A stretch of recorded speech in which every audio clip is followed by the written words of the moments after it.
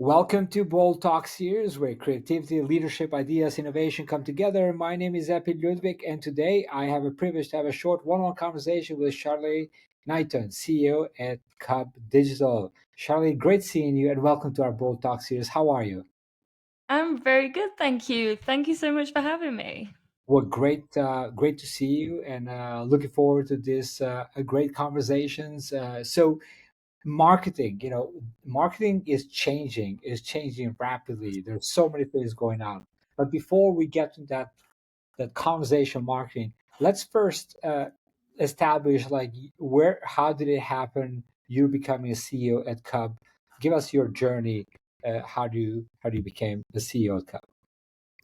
Yeah, of course, marketing is changing, and even I'm gonna tell you the origin story, and even like the change I've seen in my very short time. So KUB Digital was a business that was started by my dad as a business coach and a marketing strategist, and this was in the 90s. And I was there from day one, which is a very cool thing to say. My pocket money was to fold the letters, stamp the letters, and that was direct mail in the 90s. So I never, so my childhood wasn't doing the chores for my pocket money. It was very much, oh, let's do the social media, let's do the business cards, let's do the admin. It was, I was doing all the things you learn as an intern before the ages of 14. So when I was 16, 17, I got very, very sick. And what ended up happening, I ended up with a lot of allergies. And what that formed was I was like, right, I'm going to start my own business. So I started a food business for the Free From world, which was a brownie. And that was my real introduction into a Shopify website, into SEO, into social media, selling, e-commerce, really getting hands-on practical just skills essentially. And this little thing called Brexit happened. Not sure if your audience have heard about it, but if I'm importing a lot of ingredients from the world and I'm exporting it to Europe from a very tiny island in England, that's my margins completely wiped out. So I had to make a decision to whether do I pursue this food business and get some investment and some economies of scale, or do I go in full blown into marketing when actually at this point now I'd fallen in love with the whole process of it all and started the marketing agency side of KUB, which was like 10 years ago. And that's exactly what you've said, because marketing technology have changed with the scope of what you can do these days, the assets you can create for, you know, for small businesses. We've actually pivoted and changed over that time. And now we're an FCMO agency. Yeah. And so, uh, give us a little bit of like the what KUB does, and who are typical companies that you work with. Sure. Okay. So if you're a business between 1 million and 3 million, you're a B2B technical in the AI space, engineering and manufacturing world, real B2B professional technical services space, and you want to grow your business to that 10 million mark, then you're the perfect business then for us. Because what we do is we will match a fractional chief marketing officer with your industry experience, background, time zone, skills, culture, really get that doing that matchmaking. But then rather than just necessarily getting that strategy, which will only get you so far, we then pair you with three things. We pair you with a freelance team that is benchmarked against your strategy. We'll then pair you with some AI workflow automation in order to get that economies of scale, that scalability. And then third, we have a 12-step growth scale up program. In the small business world, it's all about 80% about doing marketing, getting things out there, getting things done, learning what to compound, what to eliminate, so that the strategist can keep driving your business forward. So it just encompasses all the best stuff and all the best skills. And you might be thinking, oh, that's a lot of people. Don't worry, we have an account manager who makes sure that you don't have to talk to lots and lots of people. You really only have to talk to 2 people. You can talk to more people if you want, but it's all your choice, and it is that simple. Nice. So, so the companies there are in that stage are your perfect fit. Now, you mentioned something about this 12-step growth program at Mhm. KUB. What Yeah. was the original idea behind it, and was there a personal insight or challenge that made you realize businesses needed this kind of structured roadmap? Yeah, so it comes in 2 parts. So the first part is none of my clients are fixed into any contract terms. And what that means is me as a marketeer, I have to keep producing results in order for my clients to stay with me. And I will always keep that as my background is being an athlete. So how can I constantly make sure and guarantee that the results are happening all the time? How we progress all the time. So that's one element of it. The other element of it is there is so much that you could do as a marketeer. And one of the hardest things in business is that uncertainty on what is the best next step to help them reach their goals. Now, this actually comes from the business coaching element. So if you ever work with a business coach, they will never tell you to go and do 10 to 15 things. In over 30 days, they'll say, right, what is that one hard rock that's going to overcome your challenges, that's going to move that needle? That if you do that one thing, you improve that one thing really well over the next 30 days, you'll be in a better position. So that really is the crux of it. And I know so that's a business brain side. Now, from a marketeer side, a business's lifeline to surviving the 24 hours or the next 24 hours after that and the next 24 hours after that, this real infinite game of business that we play, the only way you can survive it is new revenue coming into the business. Because if you have new revenue coming into the business, you can solve every other challenge in the business because you'll have money. So if you've got new business coming in, you'll have money to go fix churn. So what's your churn rate of the client? Great. You fix the churn rate of the client. You fix the new business coming in. Right, now we work on profitability. Is that your operations? Is that your customer success? Now you see how this 12-step program has started to build up over time. So we've really worked on the foundations to what not only gives you guaranteed survival, but then what gives you that growth. And then from that, I built it. I then built it down into, okay, which are the steps that we have to prioritize to achieve these objectives. I honestly, it took about probably about 2 years of thinking on this, Hmm. posing on this, but then it's also my 15 years of experience is also my dad's 30 plus years of experience, as well as looking to traditional proven models that are already out there, held in people like Simon Sinek, and Neil Patel, and all of these different gurus who've done thousands and thousands of hours of testing. So Yeah, it is a whole bunch of things come together. nice. Um, so you often talk to founders about, giving that confidence in their marketing.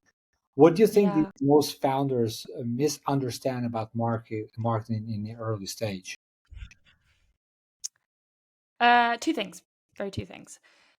There, there's the trap number one. Trap number one is they just want to dive straight into doing the social media, or they want to dive straight into building a website, or they want to dive, whatever. They want to dive in X implementation with the marketing rather than spending at least some time on the strategy. I'm not a big fan when people say, hey, we need to do 6 months of strategy. No. With the technology we have these days, if you just allow yourself 30 days to really understand your audience, really understand the offering that you're providing them, and understand the language and imagery, you just tick those 4 things and then dive into your marketing, you're going to be in a far better place. So that is definitely number one. The second one, which I think is really crucial to mention again, is that offering. Out of that list of 4, if there's one area to really, really concentrate on, is the offering. And I'll instantly know if they've really not even dived into how to present your offer as a business. If I ask, hey, so what's your USP? And they'll go, oh, yeah, so we have a team of 15. We've got 80 years worth of experience with that team. And just that sentence alone I know that they've not really worked on their offer alone. That 80 years of experience is important and it is a part of the offering, but it's not a USP. It is just a credibility builder. It is just a risk mitigator to give their customers assurance and quality that you will deliver exactly what you say you're going to deliver. Yeah. But it's not your offering. Yeah. Yeah, very, very good point, because it's about a business, the confidence of the customer, knowing that your team can deliver. But again, like you said, that is not unique a selling proposition, right? And so getting to that and refining that, I see a lot of times the founders, they make a huge mistake. They just go and rush into things without trying to nail who is their ideal customer profile, and what is a very clear go-to-market strategy, and have they had the product market fit. And so they just go rushing into it and trying to do all this stuff. And this is where a lot of times get wasted, a lot of money gets wasted, confuses everyone, especially also confuses the marketing agency. So then it becomes like it doesn't work, right? 100%. And then you end up blaming the marketing agency. And I would also want to build on your point as well with like where it wastes a lot of time. Because then the third trap, I should have probably mentioned, the third trap people fall into is they go, no, we do know our customer. But then they'll say 6 different types of customer. So they'll say like a Gen Z and a Gen X and a millennial, but then they'll say that they've got high net worth, they can do this. And the more ICPs, ideal customer personas, that you add into your marketing, the more budget, the more resources you will need in order to resonate and attract that type of person. And so this is where it comes to knowing who's your early adopter, who's your main adopter, into that. Because like you said, because then when they're trying to go to everybody, then they start trying to talk to everybody, which means they're going to talk to absolutely nobody. And then wonder why they don't have enough budget to do all of these campaigns. It confuses everybody. But I really just want to emphasize a little bit of, yes, we want to make sure doing enough strategy is important so we can find who is that like one highly profitable, perfect person for you to be targeting to grow and scale your business. But I always say, do allow for 10% for experimentation. So if 90% is going after this one person, everything's all set up for this one persona, allow yourself 10% to just waste money, experiment, eliminate things that don't work, eliminate things that do work. Just have it there to learn. And that learning feedback loop will always comes out with surprises. Yeah, 100%. Now, what kind of team dynamics do you prioritize when you're building or managing a fractional marketing team, especially when they're working across multiple clients? And how many clients usually they work with? Oh, they're working with a lot of clients. We're in the double figures for sure. I will first start off and caveat, I'm by far not the most perfect CEO, perfect manager. 100% hold my hands up and say I absolutely make mistakes.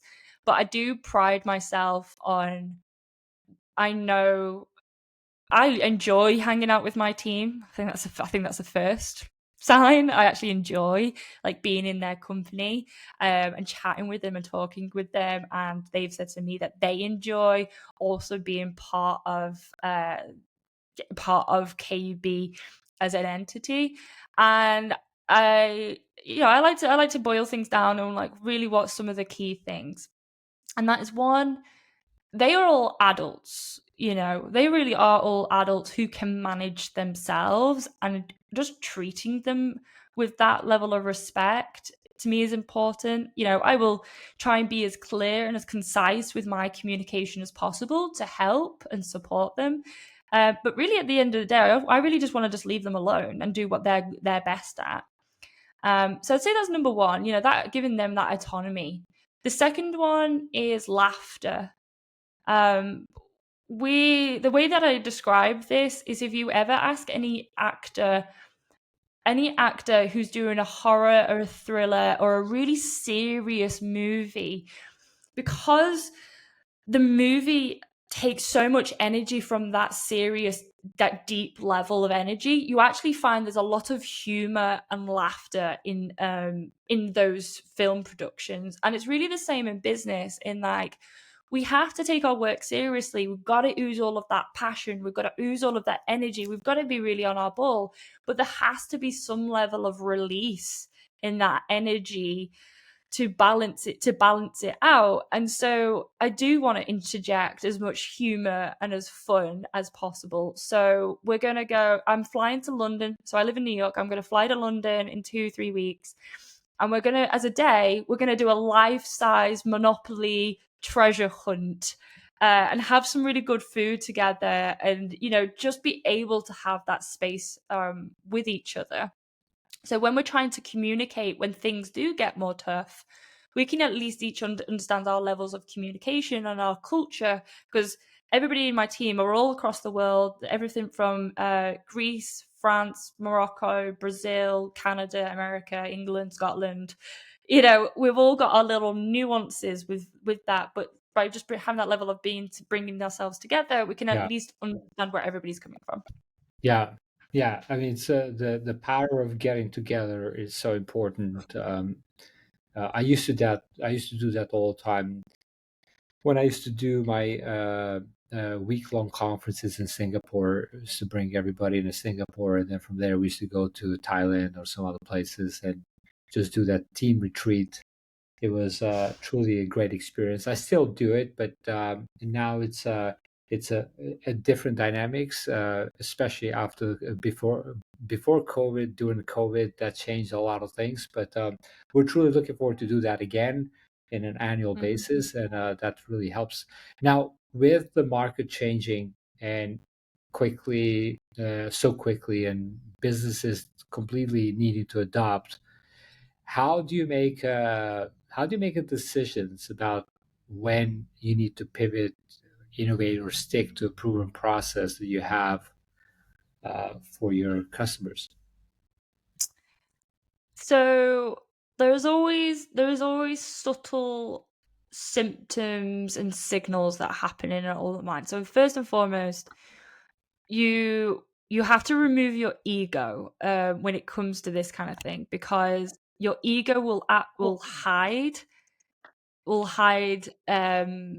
when things are going negative, and you really do have to be open to negativity, the negativity, and understand it's not a bad thing. It's like, oh right, that's a signal to me that I need to work and change on something. So to give you an example, I'm gonna go back to the offering. If you're in a sales and marketing position and you're finding that that trying to get leads is incredibly hard, and even when you do get you get a meeting to do the sell, and you're kind of getting ghosted the majority of the time. To me, that there's some signals right there straight away. It's like, right, this can be better. It doesn't need to be a massive change, it doesn't need to be a massive pivot, but it does signal there needs to be some level of change or optimization to be happening. When you will know when an offering is correct and right and down is because it will fly out of the door. And I if you've never, and the hard part, and I will say this is the really hard part, if you've never felt that feeling before, you might think that it's impossible, but it's not. With the right work and attention to detail, you get to that point, it will just fly off the door. Like you're offering, your sale and marketing will just absolutely fly. Those are your signals of which you need to keep changing and optimizing. There's loads more, but like that's the first one that obviously comes to my mind. Yeah. Charlene, truly looking. This is a great conversation. I can continue talking more with you. This is a short format, bold talks. I'd like to ask you a last question. What does the word bold means to you? Ooh, what does the word bold mean to me? For me, I would say fearless is probably the, well, no, I'm going to slightly change that. When I say fearless, I don't mean that they are lacking in fear. It's more the opposite. It's that they have a lot of fear, but the person will still carry on and pursue and work through that fear in order to achieve a greater goal or pursuit that might feel impossible to them. Very well said. We inherited actually thousands of fears, but as a baby, you're born just with two fears: fear of loud noises and fear of falling down when you fall down. But again, it's like I knowing that even that you have fear, because we all have fears, even that we look like we don't. Um, just pursuing that anyways, it's a really great point. Charleh, great seeing you. Thank you for joining me this Bold Talk series. Looking forward to seeing you again soon. Until that time, take care, be great, and be bold always. Thank you for having me.